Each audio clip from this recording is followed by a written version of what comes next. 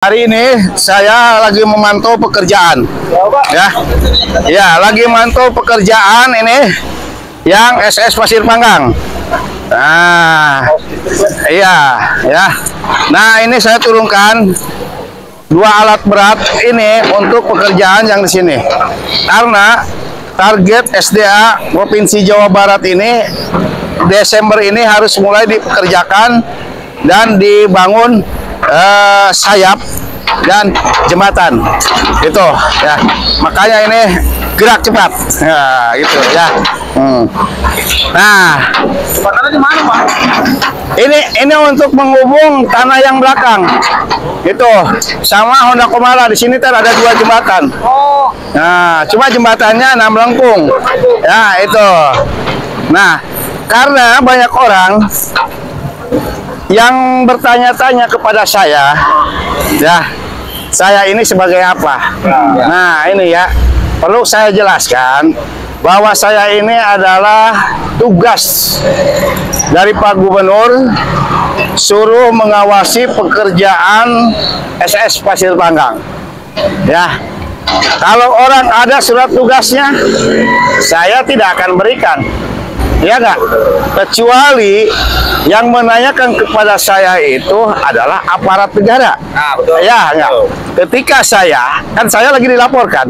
Ya. Oh, Ya enggak? Nah, itu oleh ahli waris. oh, diwadi. Nah, kalau pihak kepolisian yang menanyakan itu, saya akan berikan. Iya, betul. Ya enggak? Kalau orang-orang begitu saya tidak, maaf. Ya enggak? Nah, itu. Jadi perlu dipahami. Karena kenapa tugas saya ini, Pak, nanti longsor Bapak. Ini sudah. tugas saya ini adalah mengawasi pekerjaan ini. Bagaimana normalisasi kali sekunder ini tidak terhambat, sesuai jadwal schedule harus tepat. Itu kan? Nah, ini. Dan saya di sini karena alat berat ini bekerja, tentunya perlu pengawasan. Ya enggak? Salah satunya intensif kerja alat berat. Mulai jam berapa kerjanya sampai jam berapa? Ya enggak? Nah, mulai jam 8 kerjanya sampai jam 5. Itu tidak kurang dari 8 jam. Ya enggak? Nah, disitulah saya sebagai pengawas. Ya enggak? Itu karena Pak Gubernur SDA memerintahkan saya suruh menandatangani surat intensif kerja alat. Itu ya perlu dipahami.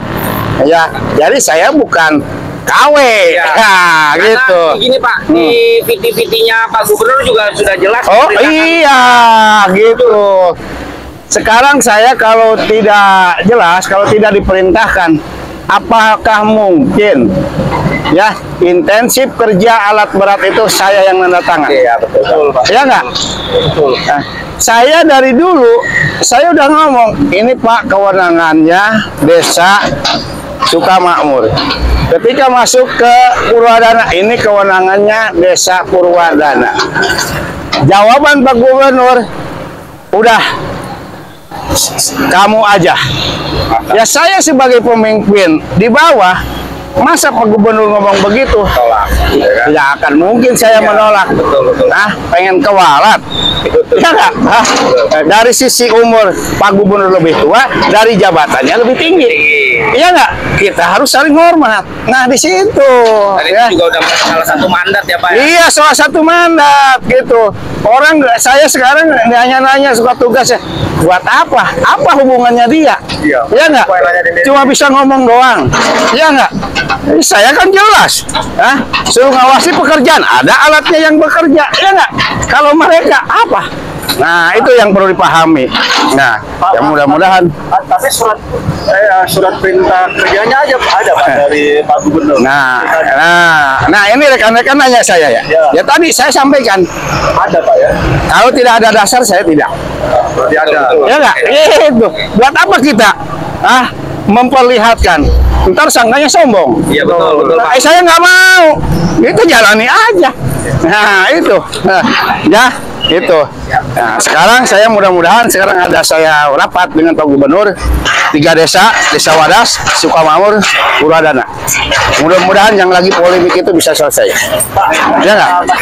Karena semua saya akan buka permasalahan tentang SS Pasir Panggang ini. Tim verifikasi itu semua sudah dipertimbangkan semua. Apa yang akan dilakukan itu sudah semua dipertimbangkan. Tidak mungkin melaksanakan pekerjaan menimbulkan dampak. Ya nggak? Nah itu aja udah. Ya nggak? Nah ini yang perlu dipahami itu oleh teman-teman. Ya. Iya. Kemarin saya udah berbincang-bincang dengan SDA. Jadi begini sistemnya. Air ini harus mengalir. Nah di situ air mengalir itu untuk kebutuhan para petani. Ya nggak? Nah saya itu akan membuat bak pembagi itu di wilayah saya. Ya nggak? Karena yang paling luas persawahan itu desa saya. Wadas, Pak ya. Wadas, iya nggak? Kan kemarin mah saya tidak bisa dialiri. Sekarang sudah buat begini, sudah dialiri. Nah, udah mendapatkan air, malahan sudah tandur lagi. Nah itu kan, ya nggak? Nah itu. Nah, dari saya ntar bak pembagi dari 6 sampai 8 di situ di tengah-tengah harus buat bak pembagi. Untuk apa? Untuk mengaliri persawahan yang ada 27 hektar yang selama ini nyedot dari Kali Cisalak. Pak, yang 6 dan 8 itu di mana, Pak? Biar kita tahu 6 dan 8-nya titik pastinya di mana, Pak? 6 itu di yang arah ke sawah itu. Di perbatasan. Nah, kalau 6-nya posisinya di sini dekat Honda Komala. Oh, belakang situ. Okay. Tapi saya akan alihkan di sana karena kebutuhan air yang banyak itu sebelah sana. Okay. Nah itu. Nah, yang ke-8 saya akan posisikan di tengah-tengah sini. Iya. Iya. Kalau ini kebanyakan berarti di sana ditutup airnya ntar. Iya nggak? Ya. Spillnya ini bak pembagi. Kalau dari 8 ke 9 dia tidak membutuhkan air, ya ditutup. Oke. Dia hanya benar itu dibebaskan oleh pemerintah melalui BPWS. Kalau kali cacing itu karena orang tua dulu itu royalitasnya sangat tinggi untuk memikirkan kepentingan umum, dia menghibahkan tanah tersebut. Ya, itu kurang lebih 120 kali cacing itu, bukan 120. Lebarnya itu semeter 20. Dibuatlah kali cacing. Ada yang ke sebelah timur, ada yang ke sebelah barat. Itu semua bak pembagi itu semua ada, pasti ada aliran sungai cacing. Itu betul tidak dibebaskan. Karena orang tua zaman dulu itu royalitasnya untuk kepentingan bersama, ya, itu masih kompak. Berpikirnya untuk kepentingan bersama, untuk ibadah. Bukan kayak anak sekarang, pengennya ngerusak. Apalagi tidak, air itu tidak jalan, pengennya ngejual. Itu yang salah. Ya nggak? Karena saya pikir memang Pak permasalahan di Jawa Barat ini karena setiap pintu PHB-nya tuh penghubungnya tuh tidak ada spillway dan rumah pompa. Iya. Feedback water dari sungai utama masuk ke kali penghubung. Iya, itu ya. Setuju saya. Ya itu, saya kemarin udah usulkan ngobrol. Makanya yang akan saya sampaikan itu kepada Gubernur. Itu semua saya akan teruskan. Dari membaca dari bak pembagi 1 sampai 2 mana aja yang rusak. Ternyata setelah saya teliti jalan kaki yang rusak itu hanya 4. Oke. 5 kalau udah hilang. Iya, itu harus dibuatkan lagi. Pintu, iya enggak? Nah, sama 7. Ya enggak? Nah, ntar yang mengatur air, yang pool itu adanya di posisi desa saya. Desa saya kan masih luas. Tinggal ukur kebutuhan sawah yang 30 hektar ini kira-kira berapa puluh kubik. Gelontorkanlah masuk ke situ. Iya enggak? Itu. Iya, secara elevasi. Nah, dari 8 dari Kampung Geblug itu jangan kalau masyarakat di sana nggak mau dialiri, tutup sampai situ. Betul, Pak. Iya nggak? Betul, saya setuju. Ketika petani di sana menjerit pengen aliran airnya, buka, alirkan, kembalikan lagi aliran cacing yang tersebut. Atau dibuka aja sedikit aja. Iya, gitu. Kalau hujan tutup, hanya pembuangan dari Kampung Gebluk yang kemarin terjadi banjir. Gitu. Ujungnya ketika buang ke Citarum, di situ harus pakai pintu. Ketika air Citarum naik, tutup. Air yang penyedot pembuangan, buka, nyalakan. Selesai. Nah, termasuk ke depannya saya akan mengusulkan Pak Gubernur, setiap bak pembagi 1 sampai 2 harus ada 1 orang yang mengawasi dan merawat. Betul, Pak. Iya, saya akan usulkan itu. Operator istilahnya, Pak ya. Oh iya, karena kali itu kalau tidak ada yang merawat, yang menjaga, pasti orang itu seenaknya. Betul. Akan timbul lagi bangli. Saya akan usulkan itu. Betul. Oke? Setuju? Ya, gitu. Pak Kades, kalau tadi kan saya lewat Desa Purwadana, Pak Kades. Ada spanduk pro dan kontra nih.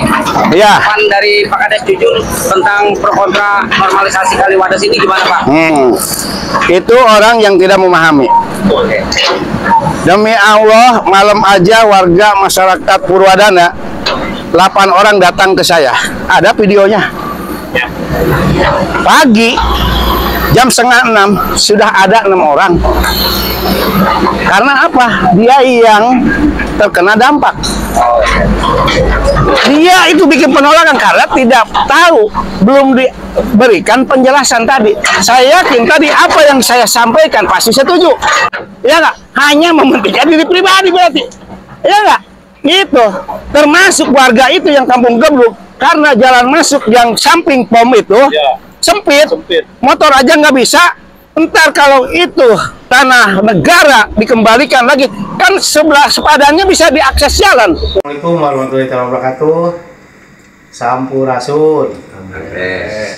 Saya kedatangan tamu dari masyarakat Purwadana yang sering kebanjiran, khususnya di Kampung Gebluk. Tadi juga hujan hanya 2 jam kebanjiran kan? Iya. Ya, coba Bapak sampaikan. Assalamualaikum Bapak Sampurasun. Abdi di Dusun Pugal RW 08 Gebluk termasuk Pugal. Harapan kami bahwa ada program normalisasi saluran PJT. Gimana caranya Gebluk jangan sampai kebanjiran, setiap hujan sejam 2 jam banjir. Maksud dan tujuan banjir tersebut gimana caranya supaya mengalir, tidak ada kebanjiran, cuman hanya hujan gitu. Terus mohon dibuat spillnya seperti apa? Spill banjir lah. Banjir lah gitu kan. Karena sampai Bukan saat ini untuk perairan ya, gitu, hanya untuk spill banjir, mengatasi banjir Kampung Gebluk. Gitu. Nah, terus keduanya di Gebluk tersendiri itu jalan utama itu kecil, berpapasan mobil dengan motor aja nggak bisa. Nah. Maksud dan tujuan kami gitu, kalau seandainya normalisasi atau tanah PJT dikembalikan lagi kepada negara, bisa nggak tuh sayap jalannya, badan jalannya itu yang sebelah digunakan jalan untuk akses Google Tegaluhur ketika kita keluar masuknya jadi 2 pintu, bukan 1 pintu. Yang kesini lewat jalan lama, yang keluar dari Google gitu kan, yang masuk ke Google ke Gebluk pakai atau badan yang PJT itu yang mau dinormalisasi itu gitu kan. Harapan kami seperti itu Pak. Karena apa? Sampai saat ini belum ada solusi, ya mohonlah diprioritaskan untuk kami. Itu saja yang kami sampaikan. Mohon maaf. Terima kasih. Wassalamualaikum warahmatullahi wabarakatuh. Ya, sampai gede.